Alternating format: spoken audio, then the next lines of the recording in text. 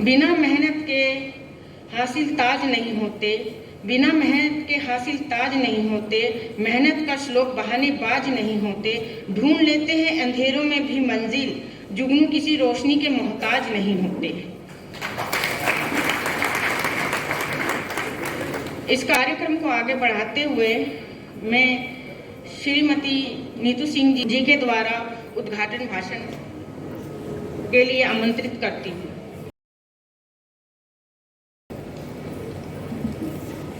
सम्मानित मंच, सम्मुख बैठे बीएमएस के देवतुल्य कार्यकर्तागण, पदाधिकारी एवं सभागार में पधारे समस्त नारी शक्ति एवं समस्त महानुभावों को मेरा बहुत बहुत नमस्कार। आप सबके बीच में आकर आज मैं बहुत गौरवान्वित फील कर रही हूँ। ऑल्सो बिकॉज आज का ये जो एक टॉपिक लिया गया है और उसके पीछे जो भावना है वो इतनी सुंदर है कि आप लोगों ने भारतीय मजदूर संघ ने कि जो पहल करी है कि परिवार जुड़े, परिवार की महिलाएं हैं उनको भी एक मौका मिले, आए हम सब के बीच में बैठे। शायद हम सब जो यहाँ आपके आज सामने बैठे हैं, कई साल पहले हम लोग भी आपकी तरह वहाँ बैठा करते थे और बहुत लोगों से इसी तरह प्रेरणा पाकर, अपनी क्षमताओं को समझकर, कई सारे बैरियर्स तोड़कर आज यहाँ पहुँचे हैं। वैसे हम सब आप ही के बीच के हैं और उतने ही सम्मान हैं और उतनी ही प्रबलता है, उतनी ही क्षमताएं हैं जितनी आपकी हैं। तो बहुत अच्छा लग रहा है कि आज आपके बीच में आने का मौका मिला। आज क्योंकि ये मौका मिला है और शायद अपने अपने जो जीवन की एक जर्नी रही है, चाहे जैसी भी रही हो, उससे शायद बताकर आपके साथ साझा कर हो सकता है किसी को प्रेरणा मिले, हो सकता है किसी को संवेदना समझ में आए, और उसी के बारे में आपको आज थोड़ी सी बताती हूँ। तो एक इमेजिन करिए एक बड़ा सा बंगला और उस बंगले में एक खिड़की से खड़ी एक लड़की, अभी अभी शादी हुई 1.5-2 साल पहले, खिड़की के बाहर झांकती है और वेट कर रही है और बड़े से गेट उस बंगले के में वेट करती है। एक गाड़ी अंदर आती है और उस लड़की, उस महिला का पति उसको जोर से ऐसे करके एक वी का सिग्नल बनाता है। इस तरफ ये लड़की ऊंचे ऊपर ऐसे पहले मंजिले के मकान पर देखती है और एक सांस लेती है कि चलो आज एक ये जो मैंने लड़ाई लड़ी थी अपने आप से, शायद अपने परिवार से, वो उसमें जीत हुई है, उस मनोबल की, उस आत्मविश्वास की। सीए का एग्ज़ाम था मेरा, सीए फाइनल का एग्ज़ाम देकर आज ये रिज़ल्ट निकल रहा था और हिम्मत नहीं थी क्योंकि शादी बड़ी ज़ोर ज़बरदस्ती से कि नहीं मुझे मालूम है मेरा यही जीवन साथी है और यही ठीक रहेगा मेरे लिए, परिवार में उस चीज़ को जोर लगाया था और बाद में माता पिता सब मान चुके थे। बस पिताजी का एक यही आग्रह था कि भाई बेटा पढ़ाई नहीं छोड़नी है। 4 बच्चों के बीच में मैं तीसरी बच्ची, और उस तीसरी बच्ची से शायद पेरेंट्स को एक ये बहुत आशा थी कि ये पढ़ाई में अच्छा करेगी, क्योंकि शायद बचपन से मार्क्स अच्छे आते रहे तो कोई बात नहीं, शादी तो अपने मन से कर ली थी। और शादी उस समय पे करी थी जब बाहर जाना पॉसिबल नहीं था, तो करती और या तो फिर आईएएस बनने के लिए बाहर चली जाती पढ़ने, लेकिन मैंने कहा नहीं पिताजी, मैं चार्टर्ड अकाउंटेंसी का ही पढ़ाई करूँगी, उससे कानपुर में रह पाऊँगी। तो चार्टर्ड अकाउंटेंसी का एग्ज़ाम करा और लेकिन साथ में शादी हो गई। फिर पहले एक बेटी हो गई, बड़ी बेटी, समझ भी थोड़ी कम थी, तो लगा कि नहीं ये अपने सारे दायित्वों का निर्वहन है। महिलाएं कुछ अपने ऊपर ज़्यादा भी बोझ ले लेती हैं बहुत जल्दी, है ना, घबरा जाते हैं हम लोग सब, तो वो भी हो गया। और उसके साथ साथ सीए का एग्ज़ाम इजी नहीं था। बिना परिवार के सहयोग के, मेरे सास ससुर के सहयोग के बिना ये पॉसिबल ही नहीं था। उन्होंने एक खुली छूट सी दे रखी थी कि बेटा कोई आए कोई जाए, बात करने की भी ज़रूरत नहीं है, तुम अपने कमरे में बैठ के पढ़ो। तो पढ़ना चालू करा और ईश्वर की इतनी असीम कृपा रही कि बराबर एक एक बार में अपने सारे सीए के एग्ज़ाम्स निकालती चली गई। आज वो जो गाड़ी अंदर आई थी और वो जो वी का विक्ट्री साइन था, उससे मेरा मनोबल, शायद उसको एक 4 चांद लग गए जीवन में। वो पहले एक ऐसी बड़ा पड़ाव था मेरे जीवन में जिसने मेरे आत्मविश्वास को बहुत बढ़ाया। सीए जीतना, सीए बनना एक वो पड़ाव था जिससे मुझे समझ में आया कि अगर ठान ली तो कुछ भी कर लेंगे। अगर कितनी भी विपदा आएगी, बच्चे रात में रोते ही हैं, सामान्यतः हम सब ने झेला ही होगा, और वर्किंग वेमेन के लिए इट बिकम्स वेरी टफ। वो और ज़्यादा टफ हो जाता है। छोटी छोटी बच्चियाँ भी मेरे सामने हैं। ये जानिए और ये मानिए कि कोई भी ऑब्स्टिकल इतना बड़ा नहीं है कि आपको रोक पाए। तो करा, फिर कुछ साल तक काम करा, काफ़ी ऑडिट्स में बाहर भी जाना पड़ा। बॉम्बे जाते थे, एक एक महीना बाहर रहना पड़ता था। खैर वो एक घड़ी चलती रही, सब परिवार में जैसे होता है, आगे बढ़ते चले गए हम सब। और फिर दूसरी बार यही एक समय ने दोहराया, और ये बात है 2013 की। वही गाड़ी, अब शायद वो गाड़ी थोड़ी बड़ी हो गई थी क्योंकि बिजनेस बड़ा हो गया था, बढ़ गया था। लिटिल शेफ नाम का एक जो ये व्यवसाय हमारे पति जी ने स्टार्ट किया था, वो काफ़ी प्रसिद्ध हो चुका था, कानपुर में बहुत सक्सेसफुल हुआ, और धीरे धीरे हम लोग उसको आगे बढ़ा रहे थे। 2013 ये गाड़ी अंदर आती है और हस्बैंड हमारे फ़ोन करके कहते हैं कि नीतू ज़रा नीचे आ जाओ। और उसी रात में जाने वाली थी हरिद्वार, कुछ एक सत्संग का वो था जिसमें मैं हर साल जाती रही हूँ। तो नीचे हमने कहा अच्छा ठीक है, आ जाते हैं। किसी ने उनको कहा कि आप जाकर डॉक्टर को दिखाइए। तो बोले कि आ जाओ, चलते हैं, ज़रा डॉक्टर को दिखाए आते हैं। हमने कहा ठीक है। तो हम नीचे पहुँचे, तब तक 2 बेटियाँ हो चुकी थीं, खुशहाल परिवार था, सब तरीके का सहयोग था। और जीवन में जो इंसान कल्पना करता है भगवान की कृपा से वो सब था। 2000 ये दिन मैं नीचे उतरी, फिर उसके बाद हम लोग डॉक्टर को दिखाने गए और डॉक्टर ने वहीं रोक लिया। कानपुर का एक संभ्रांत परिवार है मेरा, ज़्यादातर डॉक्टर सब जानते होते हैं, परिवार के सदस्य ही हो जाते हैं जब आप वहीं से पले बड़े हों, वहीं रह रहे हों, और इतने वर्षों का एक परिवार के सबका योगदान भी रहा था। उस समय पे उनका एक पहला MRI हुआ। उस पहले MRI ने हमारे सब परिवार को जैसे झकझोर दिया। सब चीज़ ऐसा लगा कि टूट जा रही है, गिर जा रही है चारों ओर। उस दिन ही कहा गया कि रात में बैग पैक करिए और आपको तुरंत, हम लोगों को 2 कपड़े में, मैं 3 कपड़ों में शायद, छोटी सी अटैची मेरी और छोटी सी मैंने यति जी की रखी, और हम लोग तुरंत चले गए बैंगलोर। बैंगलोर में पहुँचे तो एक हॉस्पिटल पहुँचे जो बताया गया था यहाँ के डॉक्टर्स ने कि वहाँ जाना है, और वहाँ पे सीरीज़ ऑफ टेस्ट। 2 दिन ऐसे बीते, 3 दिन ऐसे बीते कि आँख से आंसू नहीं रुक रहे थे और आँख में नींद नहीं आ रही थी, क्योंकि समझ भी नहीं पा रहे थे। एक हला पूला परिवार, और जिसमें मेरे हस्बैंड यति जी बहुत ही डायनामिक, बहुत ही बढ़िया स्पोर्ट्स के पर्सन, बहुत फिट, और रोज़ 3 घंटे बैडमिंटन खेलने वाले व्यक्ति को डॉक्टर्स ने डिक्लेयर करा कि इनको कैंसर है और समय बहुत कम है। आप समझ सकते हैं, और मेरे ख्याल से जितनी महिलाएं हैं यहाँ आपके साथ शेयर कर रही हूँ, और कोई बात नहीं है क्योंकि अब इतना समय बीता कि अपने आप को संभाल पाई हूँ, अपने परिवार को संभाल पाई हूँ, लेकिन साझा करने से शायद मनोबल हम सबका बढ़ता है। और ये मैं अब बड़े समय बाद समझ पाई, बहुत समय लगा इस चीज़ को भी एक्सेप्ट करने में। खैर, वो 3 कपड़ों में रात में कुछ ऐसा हुआ कि चिकित्सा के क्षेत्र में जो कमर्शियलाइजेशन हुआ है, सब जगह हम देख रहे हैं, टेस्ट पे टेस्ट और बिल्स पे बिल्स, और ये उन्हें कहा गया कि आज ही रात उनकी सर्जरी कर देंगे। ऐसी ईश्वर की कृपा थी कि एक मेल आया। हम लोग कई जगह मेल्स लिख रहे थे, बाहर भी, विदेश में भी लिख रहे थे। जिस सुबह, अगली सुबह सर्जरी होनी थी, देखिए उसी शाम पहले एक मेल आया। स्टैनफोर्ड एक बहुत बड़ी यूनिवर्सिटी है और बहुत बड़ा रिसर्च सेंटर है अमेरिका का, वहाँ से मेल आया, और उस मेल में लिखा था कि ये जिस जगह पर कैंसर सेल्स डेवलप हो रहे हैं वहाँ सर्जरी तो होनी ही नहीं चाहिए। 3-4 कपड़े थे हमारे पास, और अगले दिन डॉक्टर सब तैयारी कर रहे थे, बिना बताए, बिना डॉक्टर्स को बताए। हम लोग चुपचाप वहाँ से निकले, और कुछ हमारे अपने परिवार के पुराने मित्र थे, उन्होंने हमारा उसी सैटरडे इवनिंग, जबकि एम्बेसी खुलती नहीं है, एम्बेसी खुलवाई और हमारा अमेरिका का वीज़ा एक दिन में कराया। उन 4 कपड़ों में हम और हमारे हस्बैंड अमेरिका चले गए।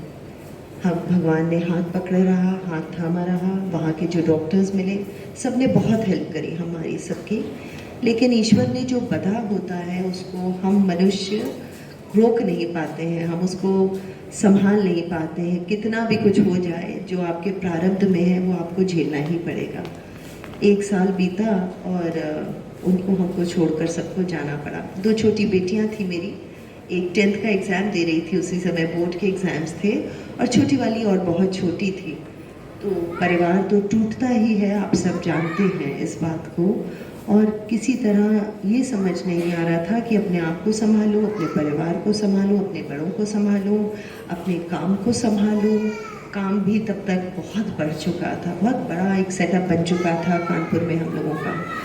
खैर, किसी न किसी तरह जो विपदा देते हैं वो शक्ति भी देते हैं, ये मेरा मानना है। बस आपको दृढ़ निश्चय करना होता है, संबल रखना होता है, और आगे सुधार कैसे हो इसके ऊपर फोकस करना पड़ता है। वो फोकस करते करते ऐसा हुआ कि बड़ी लड़की का बहुत विश्व की बेस्ट यूनिवर्सिटी में 12th के बाद एडमिशन हो गया, वो आगे बढ़ चली। उसके बाद काम भी संभल गया। जिस तरीके से शायद आज जो लिखा है, मैं कई बार आज रास्ते में सोचती जा रही थी, चैलेंजेस विमेन फेस, क्या है, एक पुरुष प्रधान हमारी सोसाइटी है। अभी तो भारत में बड़ा ज़बरदस्त चेंज आ रहा है और बड़ा अच्छा लगता है उस चेंज को देखते हुए अपने आँखों। लेकिन जिस समय पे था, तो मेरे ख्याल से मेरा जो सेक्टर था, हॉस्पिटैलिटी सेक्टर, उसमें इतने बड़े एक सेटअप को कोई महिला नहीं संभाल रही थी तब तक। यति जी के साथ मैं पहले से काम कर रही थी, लेकिन ज़्यादातर अपना सीए का काम कर रही थी।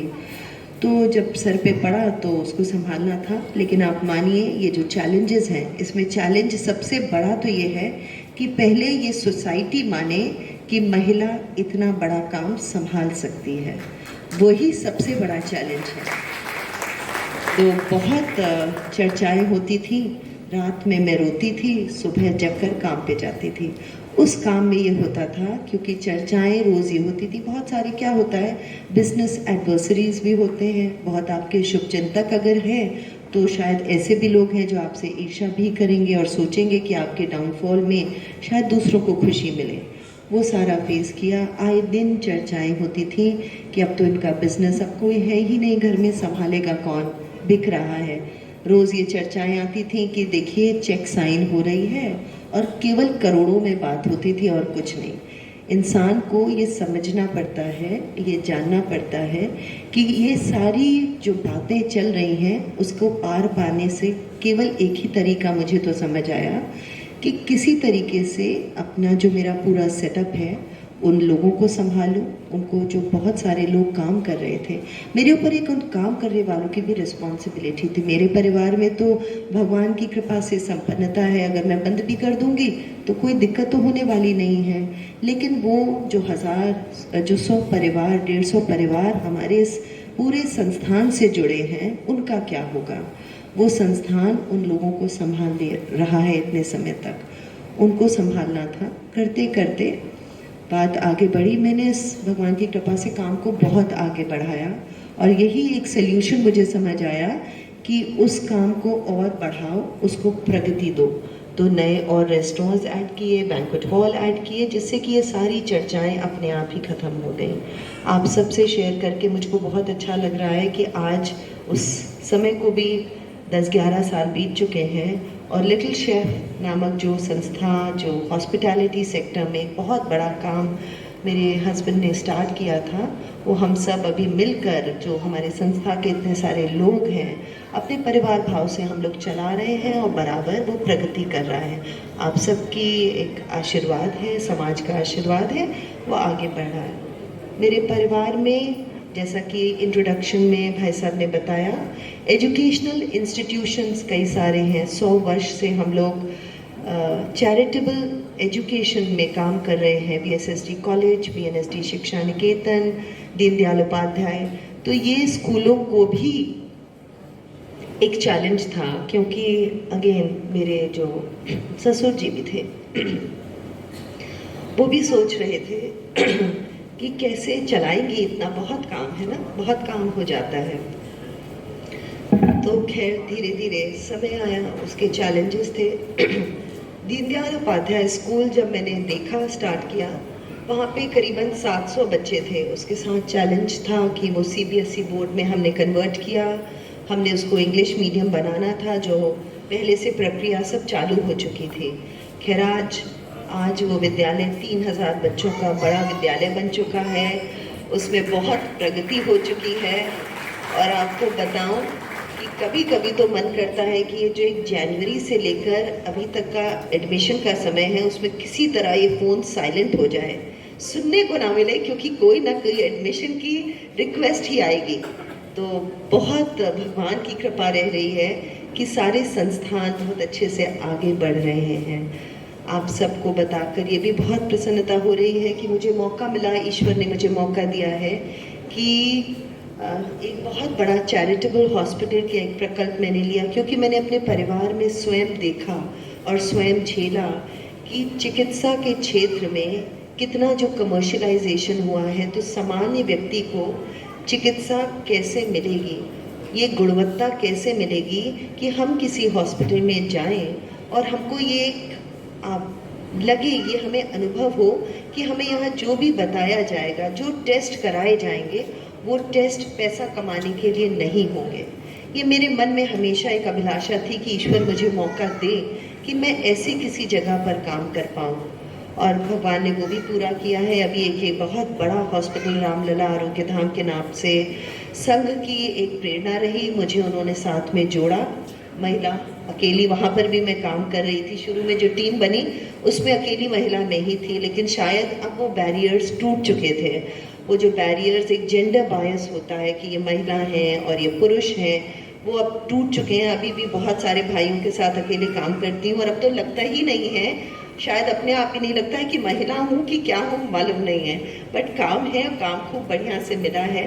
अभी वो 200 बेड का एक बहुत बड़ा हॉस्पिटल बन रहा है कानपुर में, और मुझे बहुत अच्छा लगेगा कि अगर आप सबके बीच में से कुछ ऐसी महिलाएं जो हम सबके साथ जुड़ के काम करना चाहें, जब समय मिले, हफ्ते में 1 दिन, महीने में 1 दिन, महीने में 1 घंटा, लेकिन आत्मसंतुष्टि एक ऐसी भावना है, वो तभी पूरी होती है जब आपके अंतरकरण में ये एक फीलिंग आए कि जीवन सफल हो रहा है, जीवन को हमने पूरा जी पा रहे हैं।